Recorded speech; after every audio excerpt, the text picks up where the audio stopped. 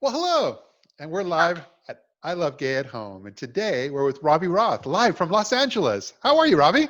Hello! I'm doing great. I'm doing It, great. I have a bird off my shoulder. what is that? It's well, okay, so this is a big week. I've been out in LA since the beginning of Rona, Yeah. and my brother and his wife and their kid bought a house, moved into a house, and I finally have my own room. I was sharing a room with the 5-year-old, and now I decorated my room for doing my first Zoom that's Yes. being recorded, and with a little extra fan and a And penguin oh, and that's a everything penguin. was fine. I couldn't make it out, but now I get it. I see it now. Yeah. Well, it sounds like you've adapted well during all this because, as I should have even said, but as I introduced you, you're an influencer, a LGBT travel video blogger. I was going to say vlogger, but people don't always hear that. So video blogger, and you're an actor on theater here in New York. So that's like a lot of things going on, and you have to put all that on hold while you're out in Los Angeles now, huh? Basically everything I do in life I can't do right now. So no, I shouldn't say that. I'd say everything that I have known to do in life, I can't do the way I have known to do it. Good point. Yeah. But so what are you up to now? How have you adapted to all this? Well, honestly, it's I think that it's been a roller coaster. I think it's been a roller coaster for majority of us, and for those that don't say that, I challenge you to take a look inward. Um, it's been a ride. I have to say first and foremost that spiritually, mentally, and emotionally, it's been an amazing experience being out here because I've really taken time to look inward and to figure out, as we always do every day, figure out who we are, what makes us tick, what makes us breathe, what gives us life, what gives us energy. And, whether or not I was ready for it, you were ready for it, any of us were ready for it, we all needed a break. We needed a reset, a hard reset. And, I listened to Oprah a lot and her Super Soul conversations. And if we don't come out of this, the 2.0 versions of ourselves, then I don't know if we're ever going to. Yeah, Um, yeah. so that being said, what I've been up to is really just I came out here, be of service to my brother and his family. I helped them move. I helped them pack. I've been a gardener, and creatively, I've been feeling like this. I miss performing. I miss being in shows. I miss traveling. I miss vlogging, as you say with the V. And my brother Yogi, he's a travel expert. He has his own. He's on TV for football. He's in the Pac-12 network.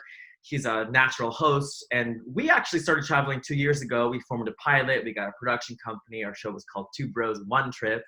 And last year we almost got a deal with Netflix for our own show. And then this whole pandemic happened. And I came out here and I was going for a run with Yogi on the beach one day. And I'm like, I just feel creatively stifled. I feel like my spirituality is getting fulfilled. I feel like who I am as a person is starting to show its light. But in terms of like what do I do, it was feeling really bogged down. And I was like, maybe I'll start my own YouTube channel and just talk about random stuff. And I was like, no, screw that. Yogi, you and I are gonna do Two Bros No Trip. And every week we're gonna sit down, we're gonna have a conversation about where we are in the world, and then we'll relate it back to some sort of inspirational, motivational, aspirational travel tip or a funny story. And we have great banter together. So we've just been doing that, and we've created now 5 episodes. We're shooting our 6th tomorrow, and Yeah. so it's been like a fun creative outlet. Yeah, I can't wait to see these. yeah.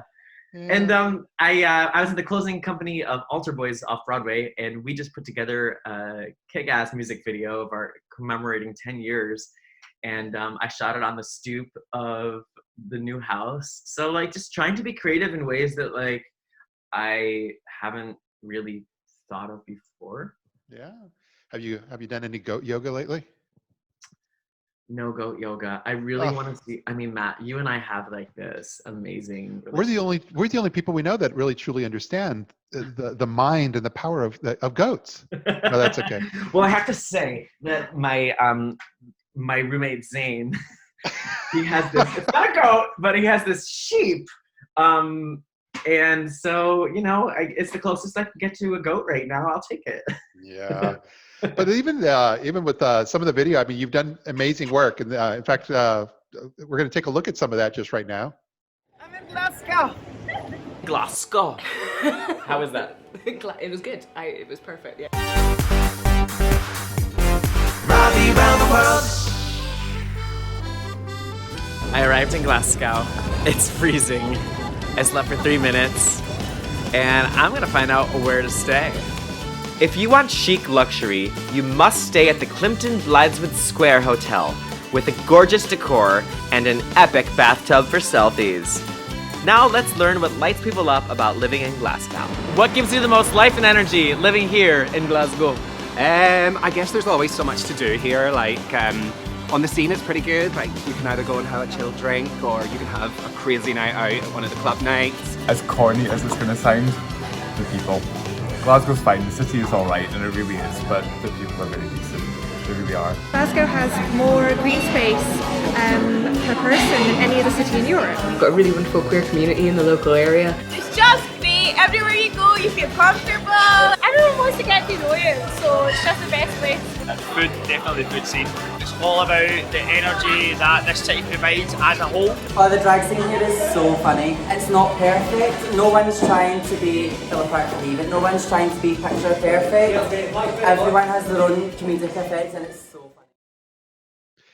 Those are amazing videos, and I'm looking forward to when you're able to do that again, because you're really kind of you really in some ways kind of came into your own, where destinations were calling you on a regular basis saying, can you come out and can you create this product for us? And what we just saw just shows that your quality level and being able to speak and resonate with the audience, you've done an incredible job. Thanks, Matt. You know, you've really been my mentor from the beginning. I've ugly cried with you. I've laughed with you. I've learned a shit ton from you. We've argued. We've basically gone through the gamut. But you know, one thing that you did tell me was, like, you got to be consistent, and you got to be consistently putting out material. And you know, I've always kind of struggled in, like, I'm an actor. I want to be in a show, and then I get in a show, and I'm like, okay, I don't really want to travel. And then I travel, I'm not in a show, and I don't really want to. So I've always been, but you know what? You can juggle both of them. And right now is a time that shows that you can do none of them. Yeah. But what I really, really love about traveling, and what I love to do in my vlogging and working with destinations, is really diving into the local queer perspective. There's a lot of amazing influencers. There's a lot of amazing talent of videographers that showcase themselves in destinations. But you know, I think what makes me stand out, and what I want to continually push the envelope is really getting that perspective from the locals, not from the tourism board that's going to show us the amazing sites, hotels, and restaurants. Like, I want to just go beyond that. I want to be able to dive into what that community's like. Yeah. And I just can't wait to do that again. And it's constantly evolving and constantly changing as well. Well, I think there's going to be a real interest. We've really seen this from the pandemic, as I think we're reconnecting in a different way with people. I think human interest stories, I think the human interest aspect, even of travel, may come more to the forefront, because, and I won't go too far on this because otherwise I get on a soapbox and I can't get off. I love you on soapboxes, though. But no, you know, if you really think about it, many of your peers, everyone, they often do their own version of kind of the same thing. Here I am, I'm in this destination, here's the bars, here's the sites, this is what you need to do, here's the hotel I'm staying at, okay, goodbye.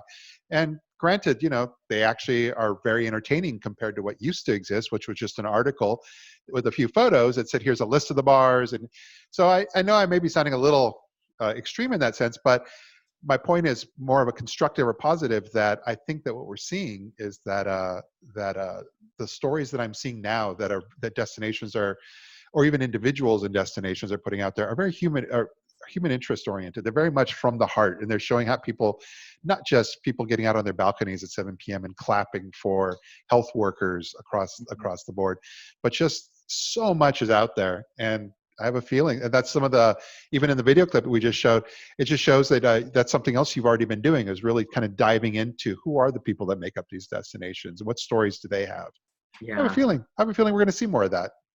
I hope so. And I think it's going to be really interesting once travel does start. Everyone always says the LGBT community is the first to really like come out of a pandemic, whether it was 9/11 or things before then that I was in my life. I know. Other wars.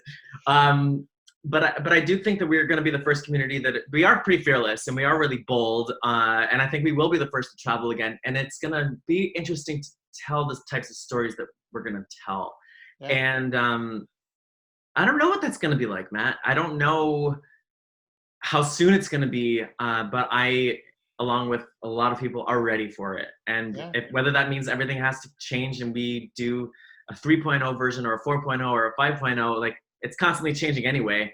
I'm just really not sure what it's going to be like. If it's going to be, you have to wear a mask when you travel for the next 2 years, everywhere you go. I don't know what that will be like. I guess my whole idea of my show will be different because interviewing people with masks on is not as engaging. I don't know. You lose an element of the human interest when you can't see, their expressions. So we will find out. But no, I'm looking forward to that journey together. And I look forward to either one of us, either I'm going to be in LA before you come home, or I will see you out in New York. I was glad I saw you actually right before you left, immediately before you left in March, when we were there in New York together with 27 Travels girls. That was a good day. It was a good day, and then the next day the city closed. It was, and that was a weird weekend. Yeah. But here we are. So I look forward to whether you're here, I'm there, whichever way it works. It'll be great to reconnect and see you again. Yeah. All right. Well, thanks for being here. All right, you. Thank you.